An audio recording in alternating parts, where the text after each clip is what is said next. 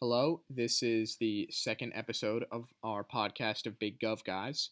Today we will be talking about the Democrats' surprise upset wins in the Georgia runoffs and the insurrection on our Capitol on January 6th. Obviously, the Georgia runoffs, candidates Jon Ossoff and Raphael Warnock, both Democrats, beat Kelly Loeffler and David Perdue, the incumbent Republicans. And the reason why these wins are so important is that obviously it gives the Democrats a control of the Senate majority. Yeah, no, I mean, I think, everyone in this room is obviously very happy that they both won. I mean, I had said that I sort of expected either both of them to win or both of the other side to win. And I mean, yeah, I stayed up until like 3 a.m. to like watch the results.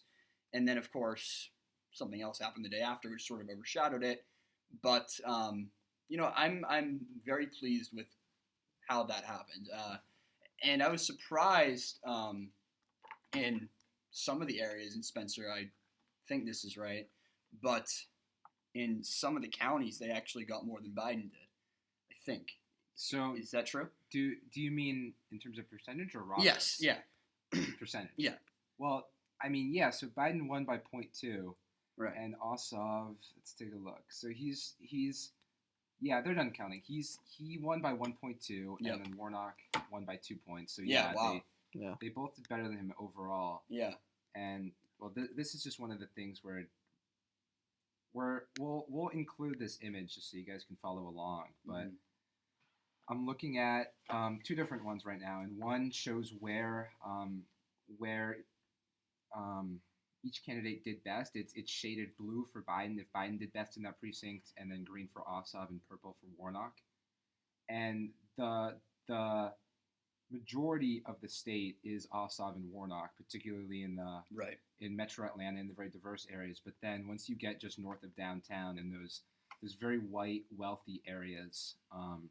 It also sort of flips over back to Biden. Yeah. Because there's there's a decent number of people. Not to critique a win, but they didn't do a great job at winning those like one-time like Biden voters. But clearly they didn't need to because and any momentum that Trump gained. Well, and also it's just harder to win those people who are not in line with your values. Yeah, of course. Right. I mean, for so many of those people, they voted for Biden because they don't like Donald Trump. Yeah, and look, they'll be Democrats in 20 years anyway. So, right. But and we'll include more visuals to show this. Yeah. But basically, what happened is in the very white liberal areas. The very white wealthy areas. Biden did better than the two Democrats running for Senate because you have a lot of people who identify as Republicans who generally vote for Republicans down ballot but were just specifically anti-Trump. Right. And then in the more diverse areas, the two Democrats, Ossoff and Warnock, did better. And, you can speculate on why that is. One of the reasons is that Trump did actually make, statistically significant gains. The thing is that you have to understand, why this happened, right? I mean, it's true that Trump came very close in November to winning the state of Georgia. But I think, right, and I think for most people, they believe that it is because of Trump that Warnock and Ossoff won, right? Definitely. If he had conceded the election to Biden, as he should have, the day Biden actually won, then he should have had a unified strategy down in Georgia. And if I'm Mitch McConnell, I am the most angry man in the country right now. I mean, the Senate majority for them has been lost because of the president. So I just wanted to – this is sort of running with that, sort of not, but I'm looking at – and once again, we'll flash this so you guys can actually follow along. But there's two districts north of Atlanta. There's the 6th and the 7th, which are the northern suburbs of Atlanta. They're fairly white relative to the southern districts, which are largely black. If I recall correctly, the 6th is about 60% white, and the 7th is about 40% white. And usually the 6th has been more Democratic than the 7th. In 2018, the 6th elected a Democratic representative, and the 7th re-elected their Republican incumbent. And in the presidential race, the 6th, which once again is the 6 is the more liberal, the more wealthy one. Now, seeing the things that she has built, the grassroots movement in Georgia that has now went for Biden, Warnock, and Ossoff, I have a question, I guess, for both of you. Looking at what Stacey Abrams and her team has built, what is the state that comes next? So it's funny because this is a fact that sort of gets brushed under the rug because it's confusing, which is that in the general election in November, the proportionate of the Georgia electorate that was black was actually the lowest it's been since, I believe, 2006 or 2004 or something. So the way that they won was not actually getting out black voters. It was getting out voters of other minority ethnicities and obviously making a lot of inroads with suburban wealthy white people. But this race is more the culmination of that Stacey Abrams vision. You can read, there's an 18-page PDF that her team put out after they lost in 2018 that basically describes how they view a win in Georgia. And it's basically getting the proportionate, the proportion of the electorate that's young and people of color, just getting that number up, like a little bit, a few points. That's all you really need to do to win. And that's what they did here. You know, the Cobb and Gwinnett County are still very Democratic, obviously. But despite that, you see in a lot of areas in Fulton County and DeKalb County, and I don't expect you guys to right. No, but we'll show it on the screen. Yeah. But those areas went significantly back, particularly for Purdue. But they still won. They still won by 1.2 and 2 points respectively. So we don't have the official data yet on what proportion of the electorate was black. I can tell you with certainty they'll be much higher than it was in the general election. And so this is really Stacey Abrams' project come to fruition. They adopted her strategy and they replaced both of their senators just like that. Yeah, I mean, I guess kind of zooming out to the bigger picture now in Washington, I think that it's obviously huge that the Democrats have a Senate majority, and I want to see what you guys think of this. But I don't think that this is necessarily the radical shift that a lot of people are saying it is, because yes, we have McConnell out, but it's still only 50-50. And I think a lot of the Biden administration's plans were contingent on the fact that they wouldn't have a Senate majority and they'd have to compromise with Mitch.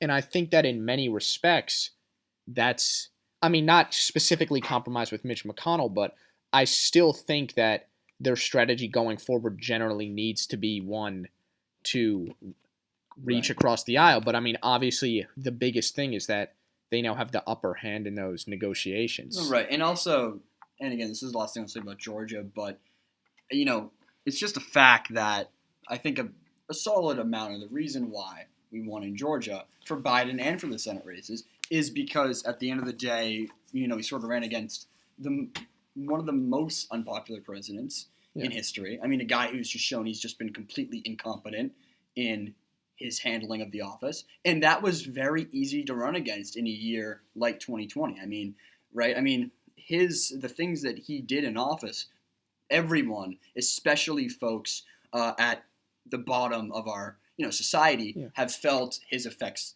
the worst. And, I do believe Georgia is now a swing state for good, but I'm not, sold. And I don't think that anyone is saying or is sold on the fact that it's just a win every year.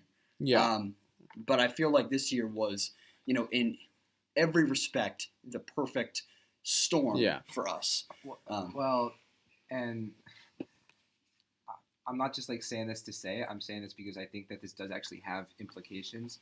There was actually a third pretty obscure race on the ballot, the Public Service Commission. Right, and he got hammered, didn't he? Well, hammered respectively. Right, I think it was 2 points or something. Yeah. Who lost? The Democrat lost. Yeah. And we actually saw a very, very similar margin in 2018 if you look at the House race votes. If you compiled all the votes for Georgia's 14 House races, then it was about 51-49 for the Republicans. So in terms of a strictly partisan sense, when people don't really know who the candidates are and are just voting for whatever party they identify with, I think you can make the pretty clear case that they're still Republican. Now, will that be true in 2 or 4 years? Probably not. I mean, not to make a long-term prediction, because I've seen a lot of those predictions go awry. I was looking last night at a thread from 2004 where people were talking about how in 2008 John Edwards was totally going to win Oklahoma and South Dakota. Sheesh. But I kind of do see Georgia becoming the next Illinois, where it's just got a large urban area that, from my understanding, Atlanta is growing much, much faster than Chicago is right now, and it's diversifying, and it's getting younger, and people want to move there. I'm suggesting that, Spencer, in Georgia, it was the perfect storm because of the circumstances of the year, right? I mean, it's from now on, for I think at least the next 10 years, it will be in play for both sides.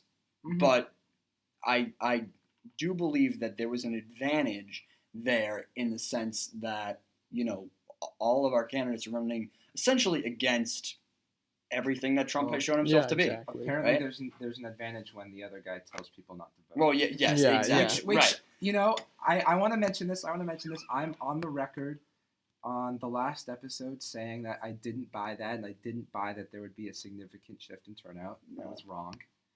Wow, look at this man. Yeah, he's wrong. Please clap. This is the first time that's ever happened. Yeah, I think that just going forward, though, like I said earlier, this election is a microcosm of the massive Trump problem because in 2016, he's able to strike this perfect balance between essentially far-right fascist Nazis and your average soccer mom who lives in the suburbs of the Midwest. And even in 2020... Kansas City soccer mom. Exactly. Yeah. Even in 2020, we saw that decline. And then in the 2021 runoff, it declined further. And now, with the horrible events of January 6th, 2021, which I think going forward, I mean, I saw Nate Silver try to not obviously say the two events are similar, but say in a way it has a lot of 9/11 vibes, or like, which I think in a sense it does. No, right, and I think this is the perfect place to sort of, I guess, switch the topic, sort of what you're saying, Friedman, but on the sort of, on the idea of Trump, I should say, I don't think I have to explain what occurred on January 6th at the U.S. Capitol. I'm sure everyone who is listening to this knows all about that. But, I think we should structure this part of the show about sort of why, I guess, and then how to move forward and who should face some consequences, right? I mean, I am someone who I think for most people know that I support the impeachment proceedings right now. And I think the blame for the riot lies at the feet of, yes, the president, of course, but also his enablers in the Senate and in the House, right? I mean, for folks like Josh Hawley and Ted Cruz, they made a calculation that if they want to be president, they need to ride off of Trump's base, especially Hawley, who, I mean, he's just a piece of work, that guy, okay? And, he shows up to D.C. with all these people. He gives them the raised fist, and then he goes on the floor of the U.S. Senate, and he proceeds to tell lie after lie after lie that slowly begins to carve away at our democracy itself. And then Trump goes out there at the speech, and, essentially what I'm trying to say is that there needs to be a consequence, right? I hear folks in the party saying, look, it's time to move forward. It's time to focus on Biden. And yes, things have to... that in the Democratic Party? No. Sorry. Friends of mine who are in the party have said that. And... Name them. Shame them, Connor. Shame them. I won't do that. I won't do that. Let's dox them on the No, we can't talk to them. But go I will to say, this street. Right. No, but I will say that, look, it's important that as soon as Biden takes office, he hits the ground sprinting, not even running, sprinting for the goals that we need to achieve. But for the sake of history and posterity, it is crucial that Trump and his enablers are held accountable. And I've said it hundreds of times because the next time something like this happens, it will not be done by someone as dumb as Donald Trump. In fact, it will be done by someone far smarter, like Ted Cruz or Josh Hawley. And that is the scary part. Yeah, I think the thing we need to remember is that I just kind of fell into the trap of thinking, oh, there wasn't a massacre. They didn't take any members of Congress hostage. That's the they still certified Biden's win. And I was thinking, like, well, all in all, it was a good day. We survived. We survived. And then I was like, right. and then I was just thinking to myself, wait a second. This is pretty. That's my standard of good. Yeah. That there wasn't an entire massacre of our government. Like, Sheesh. people still violently Let's go, buddy. Up your standards. raided a government building. Like democracy is not a binary, you have it or you don't. No. It's a spectrum of how well does it work. Mm-hmm. And events like this significantly damage our entire system. And I think that even with severe action, things are probably going to get worse before they get better. But especially if we do nothing, it's going to quickly ramp up into, I mean, we don't even know. It's the scary thing is Right. that there's a lot of unknown. There's a lot of unknown of how much further they can go. Mm-hmm. But I think that So let's talk about the inauguration then. Okay.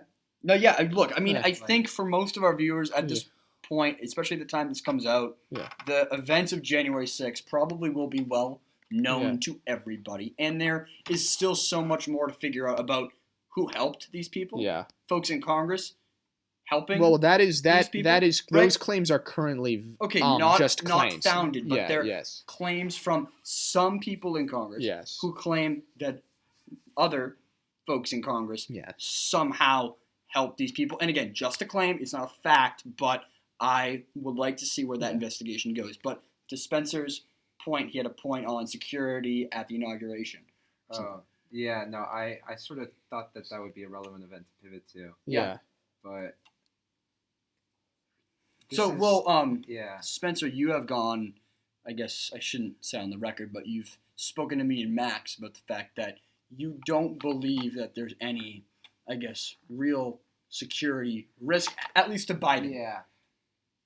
I think that the risk is being overstated. And the reason I'm saying that, and I promise. I swear to God, if you're wrong, I'm gonna literally. No, I somewhat agree with Spencer on this. Let's get spoiler. Yeah. Let's hope not. Yeah. I promise I'm not just playing devil's advocate, and this is something I actually believe. Okay. But this is gonna get the Secret Service coming to my house. But have you ever thought about how easy it would be to just like go into the crowd with a gun, like when there's like 30,000 people at the inauguration? But the thing is, that's not gonna happen this time.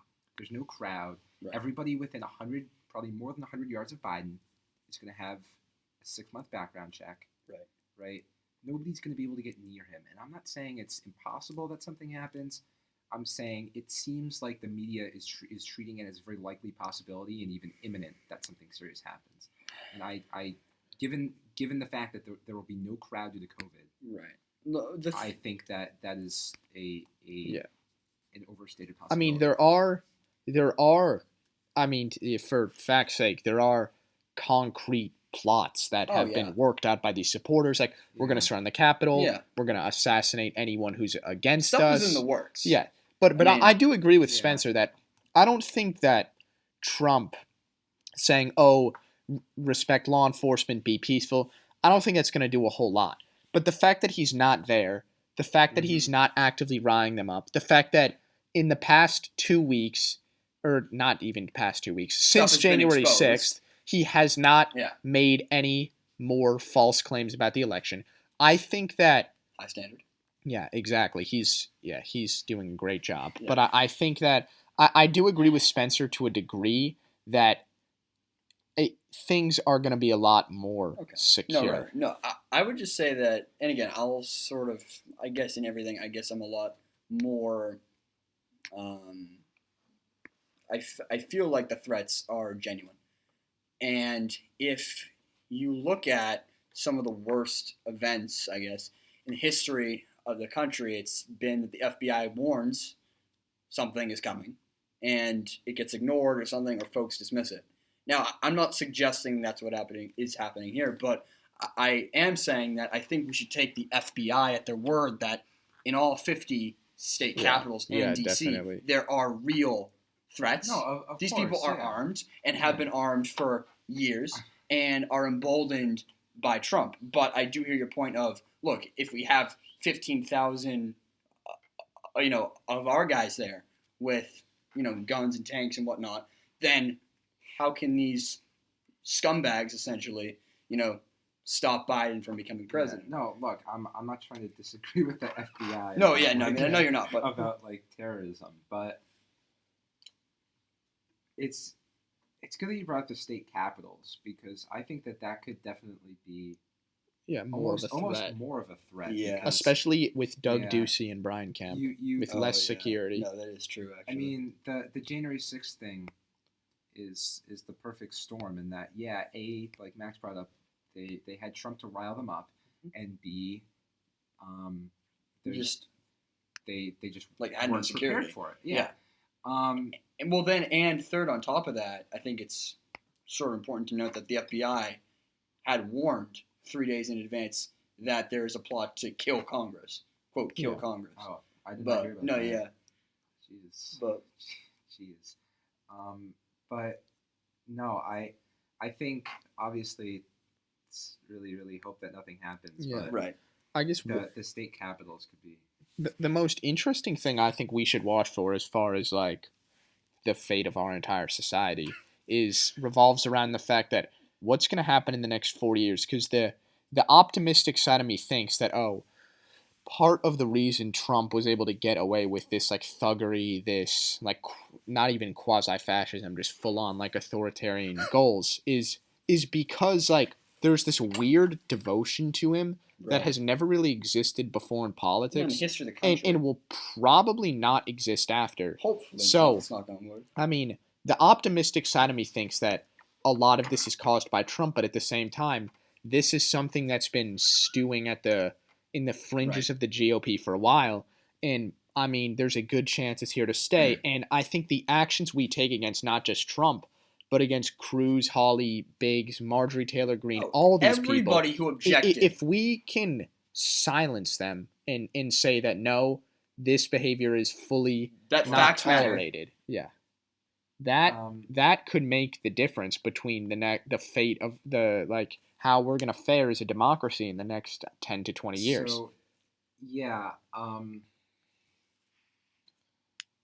I kind of wanted to ask, like, do you guys think that there is either someone who can take up Trump's mantle or partially take up Trump's mantle, or is Trump really just like a one-off? Well, it's Trump himself if he runs again.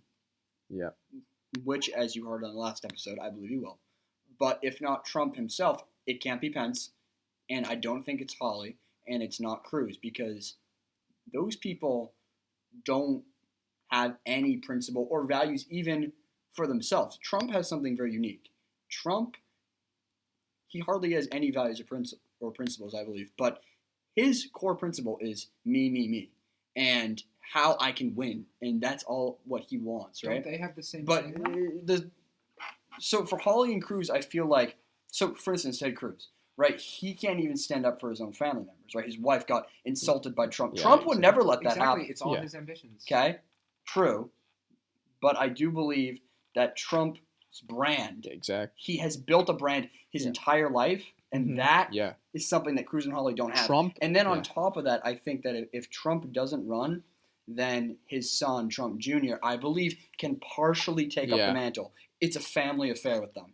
Yeah, I think that Trump kind of has this effortless, like, almost strongman charm that he just comes off as, like, without really trying, as, like, kind of the tough guy, which is, of course, a lot of the, like, almost, like all the dictators in history, they have to, it's almost like appealing to the certain, like, masculinity. And I think that for, Cruz, I think Hawley is a contender for our next want to be fascist, but I think Hawley, that no. I'll just say something super quick about Hawley. And again, I'm sure this revolves around the events of January 6th and stuff, but I actually dislike Josh Hawley probably more than anybody else in the whole government, like including Trump and McConnell. Oh, okay. And- Let's and go around and give our that- personal answers. And Yeah. that is it's hard for me to say, but first Josh Hawley, second probably Donald Trump, and then Mitch McConnell. And I understand I sound like such a resistor, but Josh Hawley to me is he's a guy who I strongly dislike for the reasons that he is smart, right? He's not dumb like Trump. He's actually smart, right? He went to Stanford, he went to Yale. Like, he knows what he's doing, and that's the problem.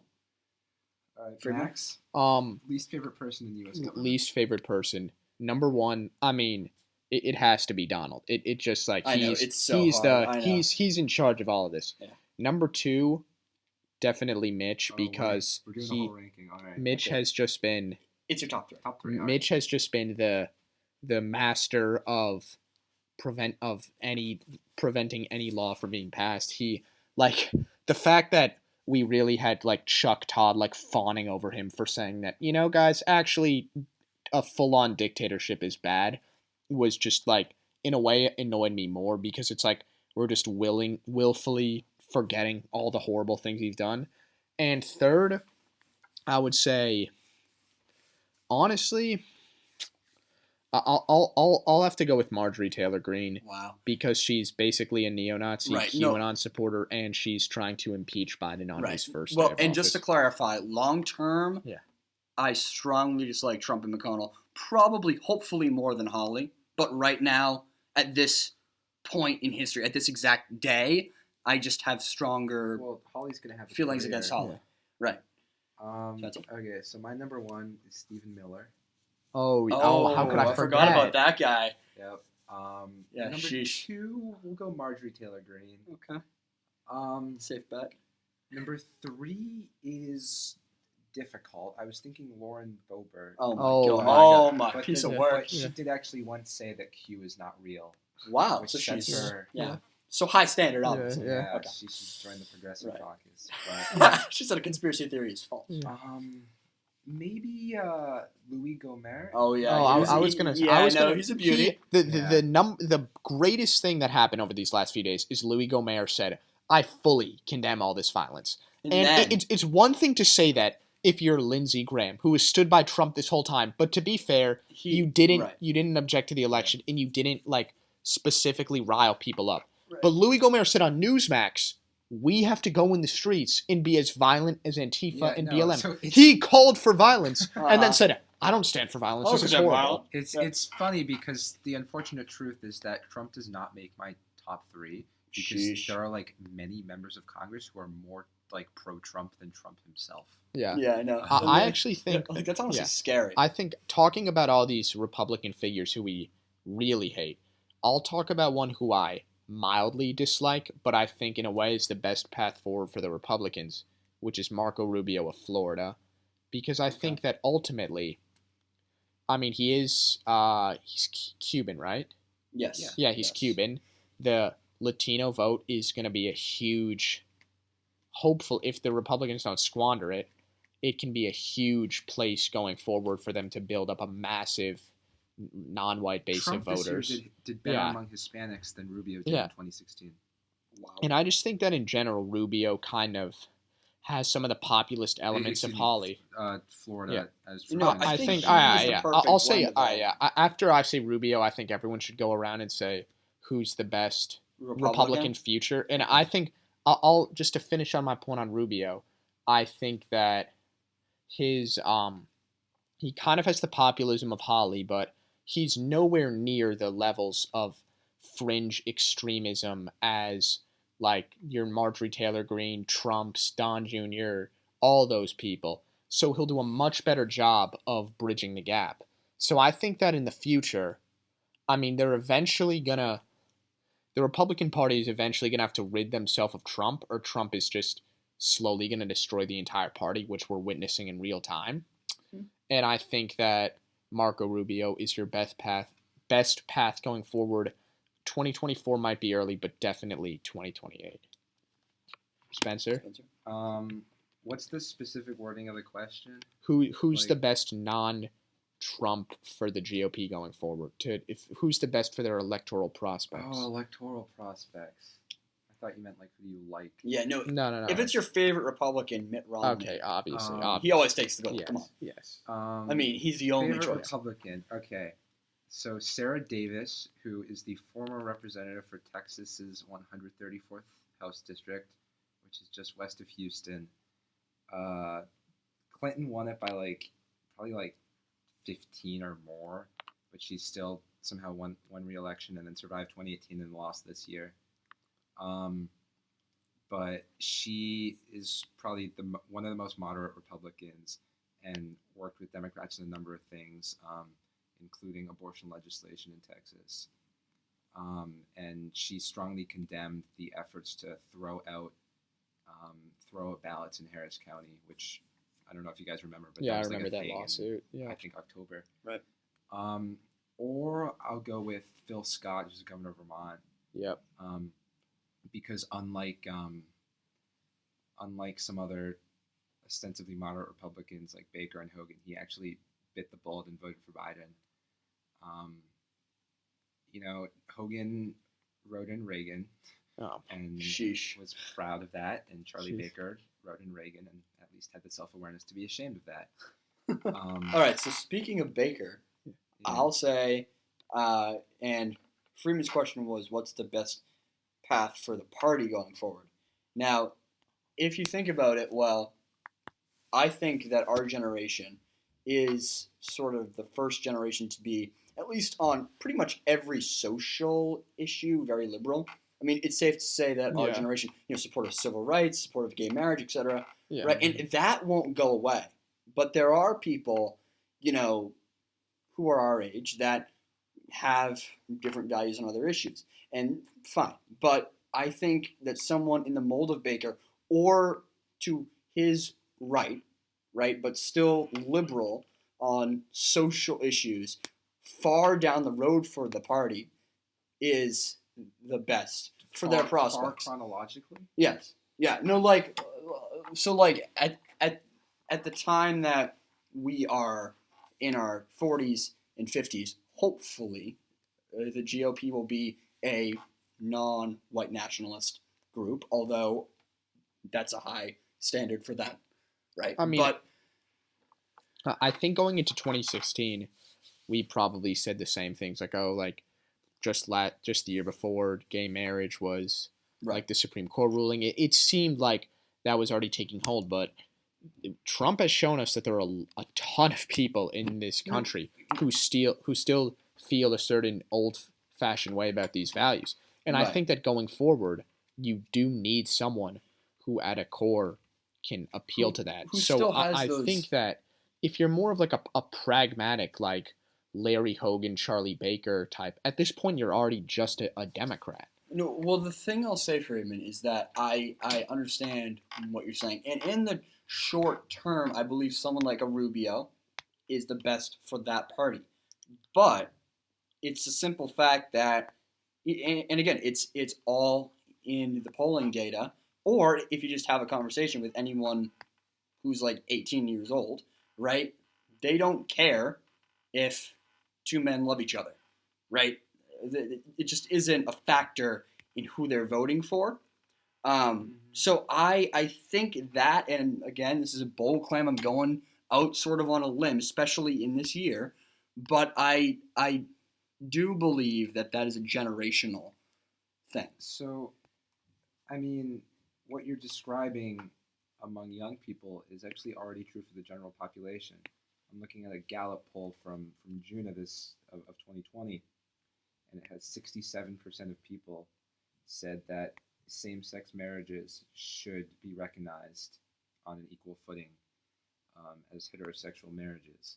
So we already have these sort of, we're not as progressive on social issues as, say, a lot of countries in Europe, but we are pretty progressive. The majority of Americans support gay marriage. Didn't Trump have an openly gay member work in, I don't know about the cabinet, but some high level position? Trump was, particularly during the campaign, he was ostensibly pro LGBT, which I think is true in a very, very narrow sense, in that he doesn't really care if gay people get married, whereas Scott Walker and like very, actively work against it. Yeah, like he just doesn't like care as much as they do, at the least, as some of these more religious conservatives.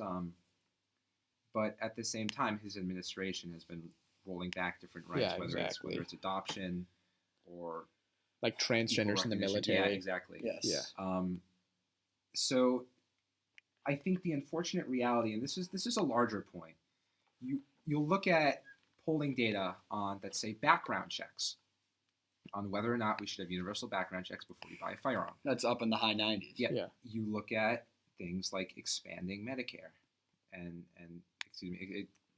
Medicaid expansion, which it passed in Missouri last summer. It passed in Florida? No. It passed in Idaho. It passed in No, Idaho. but I mean, and then Florida passed their overwhelming amendment minimum too. wage. Yeah. Yeah.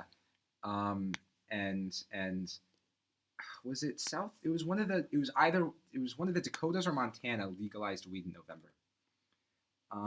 And you see all these things happening, and the truth is that the Republicans are so out of step with the actual stated opinions of the voters, and yet somehow they're able to win overwhelmingly in states like South Dakota. Okay, well, this is a great transition. Yeah. Because I think it's sort of clear that the way that the GOP strategy, at least since the 60s, has been stir people up, chop up different groups in society, whip up, hate, so that you get poor people, especially poor white people, upset at someone who they should not be upset at, specifically, folks of color. Well, yeah, that's right. So I'm transitioning sort of into Joe Biden and the fact that he will be the president in just a few short days, right? His campaign, I believe, and again, I say this as someone who probably likes Joe Biden too much, but I do believe his campaign was historic and unprecedented in the sense that it was so traditional. It was just so traditional. And he won, and he got the most votes out of anyone in the history of the country. And yes, a big part of that was because of who Trump is, right? But he got the most votes out of anyone who's ever run for president on a message of hope over fear, unity over division, strength over weakness, truth over lies. Cones over cups. Right. He says that every single speech, the same exact speech. He says it over and over again. He believes the soul of America. And yes, I understand that for some people that's a little bit cringy or naive or whatever. But his campaign struck me because it was so in step with who he is and with who he believes the country can be. So I think that as soon as Biden's president, hopefully, and I have faith in him, he's a strong guy and he has proven himself as a strong man and a man of, faith who has overcome a lot in his life. But I do believe that him and Harris, is certainly historic, right? First female vice president, first African-American vice president. She shattered her glass ceilings.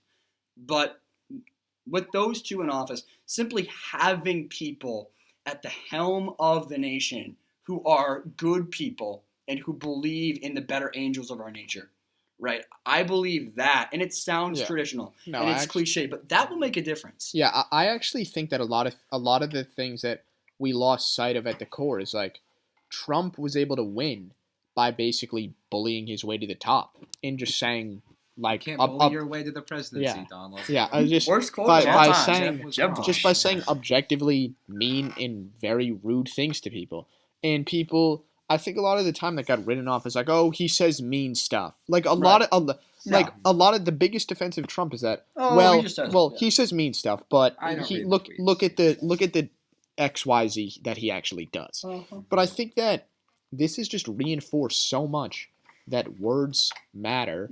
And who you are matters. Yeah, exactly. Words matter and character matters. And even if that does sound cheesy and it sounds cliche, and some people might overrate its importance, but it's extremely true. And I think we're going to see with the Biden presidency, someone who at the core, regardless of his policies, is a good person. Yeah, even if he does weirdly lash out at people at times. I think he is a better person than Trump. I hope we can all agree on that. Mm-hmm. And I think that it's going to have more of a positive effect on the country than people will actually think, especially if Biden does not get on the level of the people who try to attack him. He won't, which though. I don't think and he will. He has already shown that he won't. I strongly doubt that President Biden will invade the Capitol. Yeah, he has hardly said a word about the I think Josh Hawley and Cruz, yeah. but he's above those people. He's just above them in everything he does. He doesn't have to pay attention to them because he is being handed a country that is in shambles. Okay, but I mean, it's true. Acting above and not engaging and just assuming that everybody sees these antics as the ridiculous clown show that they are is kind of what got us Trump in the first place, right? Fair point. Yeah. Fair point. You kind of have to explain why these people are wrong, and well, that's true. And again, I won't be making excuses for the faults of anyone, including Biden when he's president or now, but I believe that and again, I'll just say this. And yes, it's an excuse, but he's so swamped with the stuff he's got to handle right now that who can handle Josh Hawley and Ted Cruz, the Senate? Schumer will handle them, and he now has to set the tone and get the policy in place. And again, that's just one sort of way of thinking of it. But yes, since Biden is the man that he is, I expect at some point, sort of like you were saying, Friedman, he does lash out, that at some point he may lash out at these people who deserve to be lashed out against. Yeah, and look, they'll play victim. We've seen Kevin McCarthy a few days ago. Unity. A speech calling for unity. Yeah, Madison Cawthorn, this guy who went to a rally and encouraged violence several days before the insurrection. Yeah, he's good. This guy who, the moment he won, tweeted "Cry more, lib." Yeah. Unity, please. On the House floor. These calls are completely so disingenuous. Not only is any call for unity somewhat like void. It's pathetic, though. Really, look, I cringe whenever someone says that, even Biden or a Democrat. But in their cases, it's blatantly hypocritical, and they will hide behind civility, and ironically, they'll hide behind political correctness. As a shield from criticism, as a shield from accountability and responsibility for their actions, and if Biden starts criticizing these people, if he goes after Hawley and Cruz and Hyde-Smith and Tuberville, then they'll cry foul. They'll say, "Oh, look at how partisan you're being. Look at this partisan bickering." But there's nothing you can really do about that except just show people why they're being facetious. But one thing I think Democrats have really learned during the Trump era is that conservatives can thrive off this cycle of doing behavior that is objectively horrendous, getting criticized for it, saying, "Oh, look at this criticism. I'm being treated so horribly," absolve their sins, and then do stuff even worse. And I think that the one thing the Democrats have really learned, and they can't forget, is that when Republicans cry about, "Oh, you're criticizing me so much, you're being so partisan, etc., don't, take the bait. Just keep, criticize people who deserve it." Well, yeah, and then I think sort of what Biden is thinking is that, look, and he felt responsible for the rise of Trump, right? I mean, he said it in his book, which is great. I read it. He said that he felt as if he had ran, and again, it sounds exactly like, but I could have stopped him, right? But that's what he thinks. And I think there is some point to that. But he didn't run because of the death of his son, Beau. And he was in a state that was not good, and he could not have done that at the time. And he said that he decided to run when he saw Charlottesville and saw what occurred at Charlottesville, an act of terror against our country in the name of white supremacy. And at that point, he said, "I have to run." And he knew he wanted to structure his campaign, and if he became president, his whole presidency, on the opposite of Donald Trump, right? So I hear the points of we have to get in the mud with these people and set them straight. And we do. And some people do need to do that. But Joe Biden, don't believe is the man to set them straight. He has his people, and we have our people. Schumer in the Senate. So this concludes our second episode of Big Gov Guys. Remember to like, share, and subscribe. Share and subscribe. And follow us on Twitter at Big Gov Guys. And we don't have Instagram yet, but we might one day. The liberal media doesn't want you to follow Big Gov Guys. But they probably do. No, but they do. So follow us on Twitter, share us, and please share this with your folks and tell your friends. America's #1 competitor. We are Pod Save America's fiercest competitors. So thank you, folks. We'll see you at the next episode.